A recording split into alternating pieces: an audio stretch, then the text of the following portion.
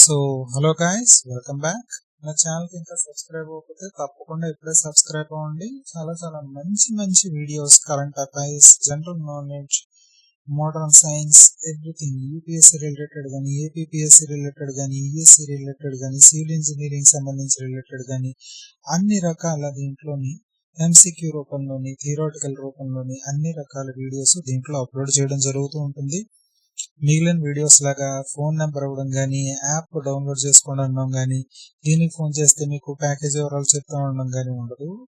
The knowledge sharing is openly presented on this YouTube platform. So avail this service. Please share it with your friends and tell them to subscribe as well. ఒకవేళ మీరు subscribe చేసుకోకపోతే ఇప్పుడే subscribe చేసుకోండి, నా వీడియోని like చేయండి. And let's delve into the question solving. Today is related to the current affairs. Okay, so నా previous videos చూడకపోతే అది కూడా చూడండి ఒకసారి.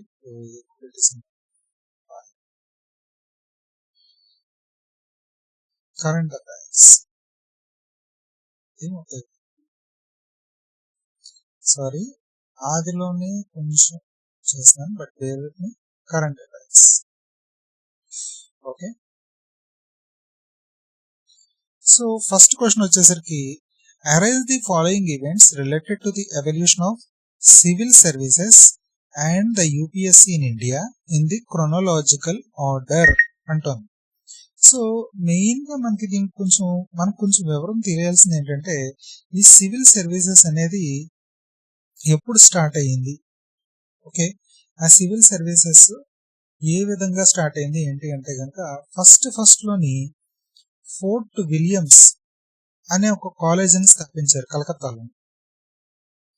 అది కూడా 1800లో, specifically for British graduates to be trained as the civil servants or the public servants of the India, లేకపోతే సంథింగ్.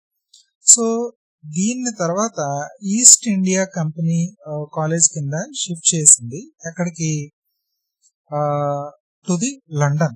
సో లండన్ లో ఈస్ట్ ఇండియా కాలేజ్ కంపెనీ అని పెట్టి దాంట్లో ప్యాట్రనేజ్ సిస్టమ్ అనేది అవలంబిస్తూ ఉండేది. సో తర్వాత ఏమైంది అంటే కనుక, 1853 చార్టర్ యాక్ట్ కింద ఇది ప్యాట్రనేజ్ సిస్టమ్ అనేది రద్దు చేసి ఓపెన్ కాంపిటేటివ్నెస్ అనేది పెట్టారు. అంటే ప్యాట్రనేజ్ సిస్టమ్ తీసేసి ఎవరన్నా దీంట్లో పార్టిసిపేట్ చేయొచ్చు అన్న ఉద్దేశంతో ఓపెన్ కాంపిటేటివ్నెస్ నుంచి పెట్టారు. But particularly mostly British graduates అందరూ ఉండేవారు. ఓకే, సో ఆ తర్వాత ఏమైంది, 1853 చార్టర్ యాక్ట్ తర్వాత 1 minute,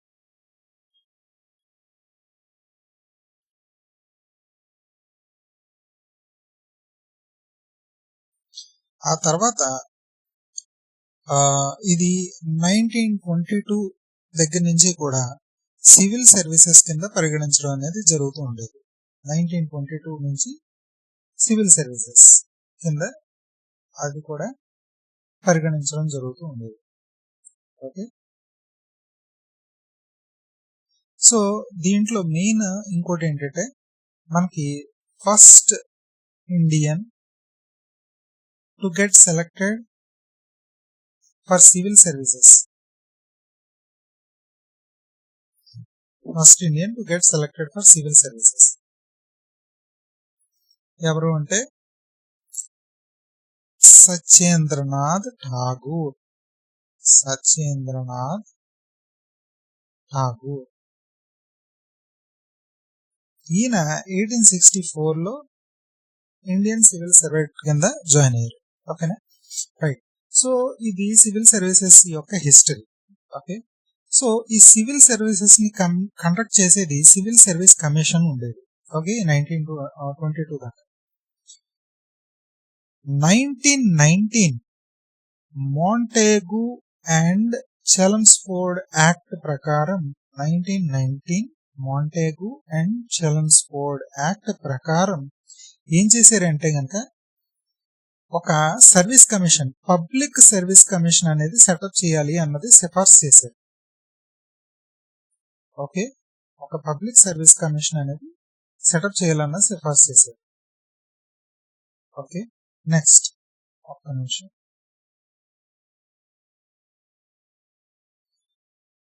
1924లోని లీ కమిషన్ దీనికి సంబంధించి ఇంకొన్ని సవరణలు లేదా ఇంకొన్ని ఇంకొన్ని సజెషన్స్ అనేవి ఇవ్వడం తర్వాత అక్టోబర్ 1, 1926 అప్పుడు పిఎస్సి పబ్లిక్ సర్వీస్ కమిషన్ అనేది ఫస్ట్ ఏర్పడడం జరిగింది. సో నిన్నటి అక్టోబర్ 1, 2026 తో యూనియన్ పబ్లిక్ సర్వీస్ కమిషన్ ఏర్పాటయ్యి 100 years అయ్యింది. సెంచురీ అనేది పూర్తి చేసుకుంది. అప్పుడే ఆర్ఎస్ఎస్ ఆర్గనైజేషన్ కూడా స్థాపించబడి సెంచురీ పూర్తి చేసుకుంది. Okay, so public service commission అనేది ఎప్పుడు సెటప్ అయ్యింది లీ కమిషన్ అన్న ద్వారా చూసుకుంటే కనుక October 1, 1926.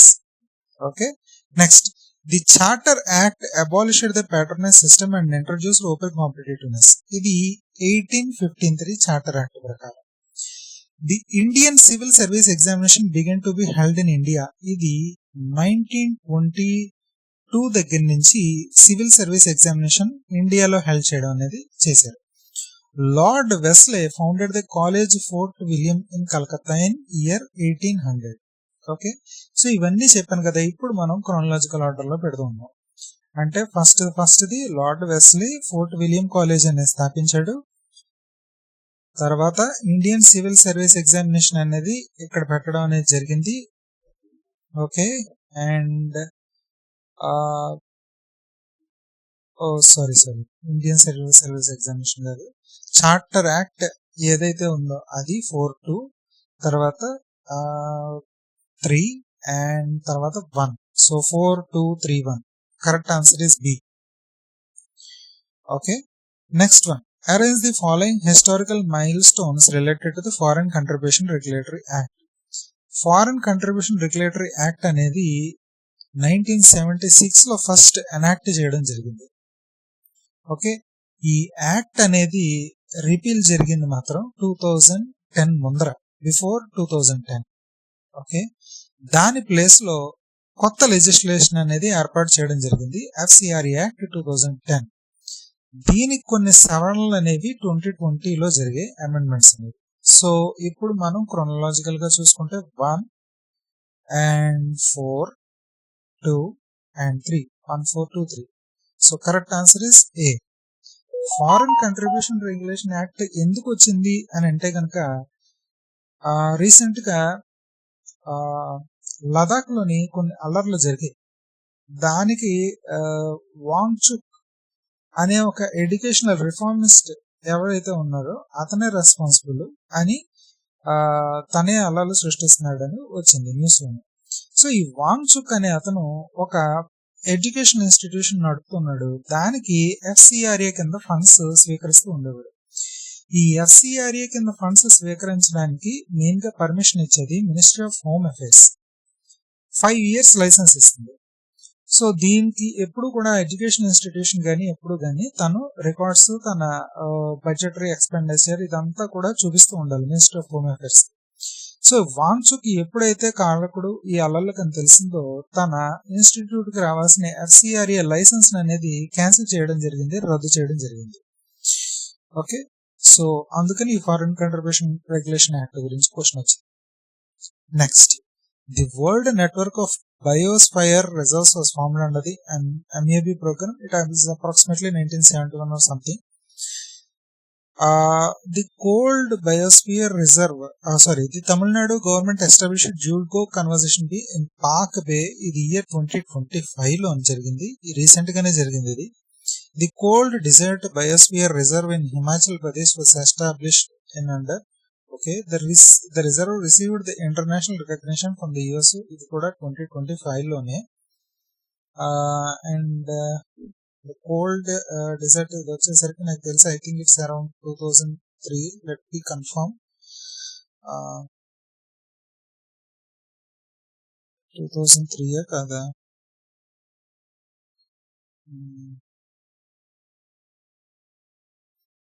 2009 is the cold reserve established. Dugong Conservation Reserve established అయినది 2022 లోని.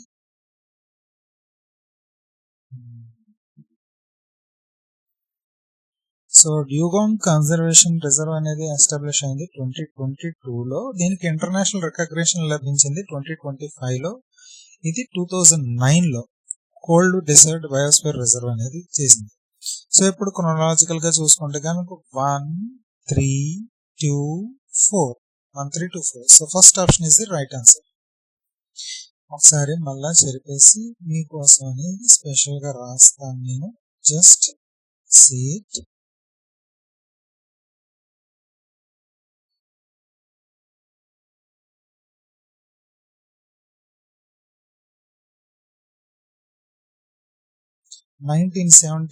లో world network of biosphere reserves అనేది స్థాపించడం జరిగింది man and biosphere reserve program కింద. ఓకే, నెక్స్ట్ తమిళనాడు గవర్నమెంట్ 2022లో డ్యూగాంగ్ కన్జర్వేషన్ రిజర్వ్ అనేది స్థాపించడం జరిగింది పాక్ బేలో. Next cold desert biosphere reserve in Himachal Pradesh is established in 2009. So దీన్ని బట్టి ఆప్షన్స్ చూసుకుంటే ఇది.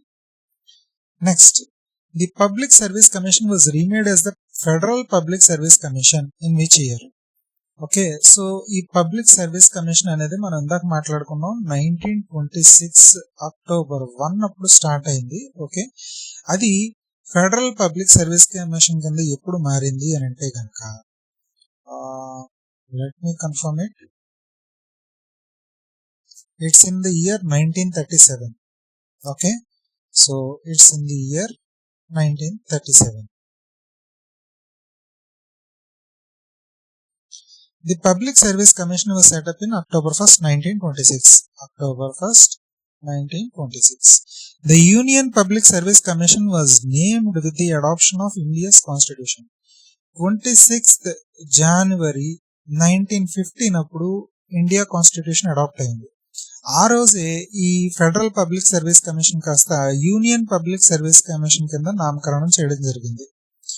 The Government of India Act 1919, that is Montagu-Chelmsford Act, first provided such a body. అవును, as per the 1919 act suggestion వల్లే public service commission అనేది పెట్టడం జరిగింది.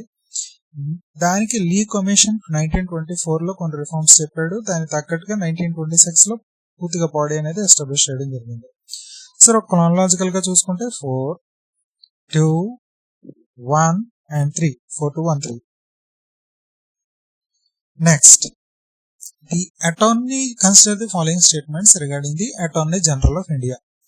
The Attorney General is the highest law officer and chief legal advisor appointed under Article 76 and holds office during the pleasure of President with a fixed term of 5 years. ఇది correct కాదు, fixed term లేదు. AGI does not have fixed term, serves tenure during pleasure of president.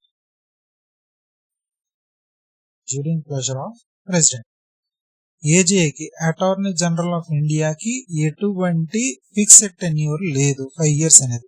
But article 76 ప్రకారం అతన్ని appoint చేయడం జరుగుతుంది. That's right. So first statement is partially right but partially not right. Article 76 correct but fixed term of 5 years అనేది మాత్రం కాదు.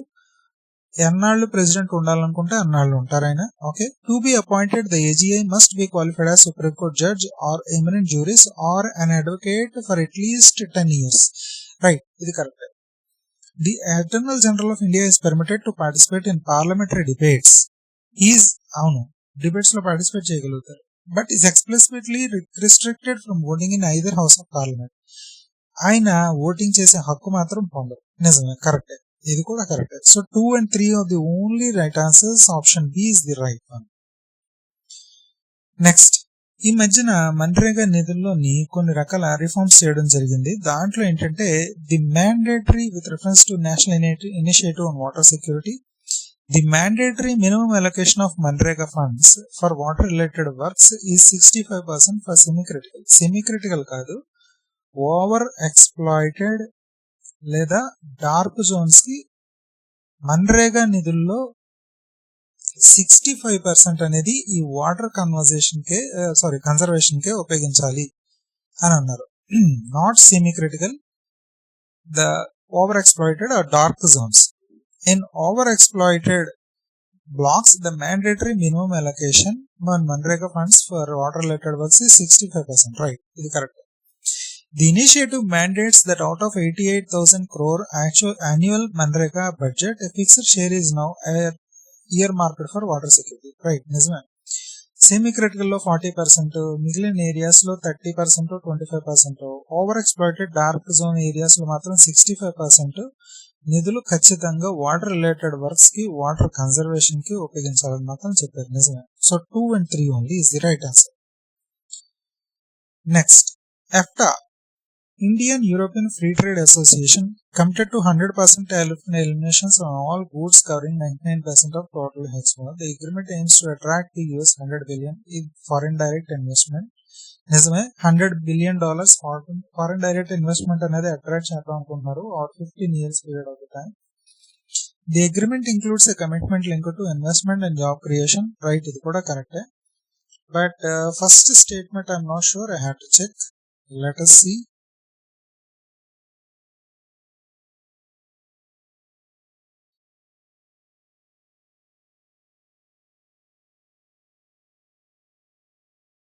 So non agricultural goods మీద మాత్రమే 100% tariff elimination అనేది చేద్దాం అనుకుంది.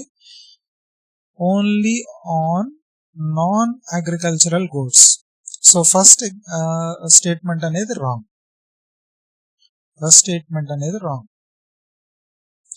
So 2 and 3 only, the option is right.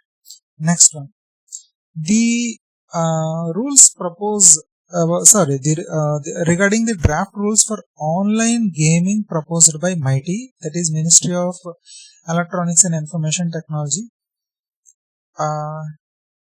consider the following statements. The rules propose the creation of Online Gaming Authority of India with quasi-judicial powers to issue binding orders.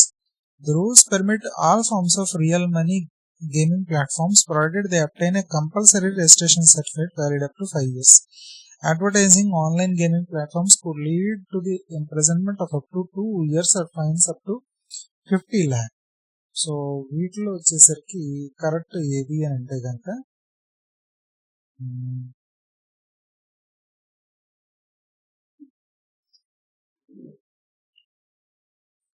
Only 1 statement and 3rd statement are right. ఎందుకంటే the rules does not permit real money gaming platform.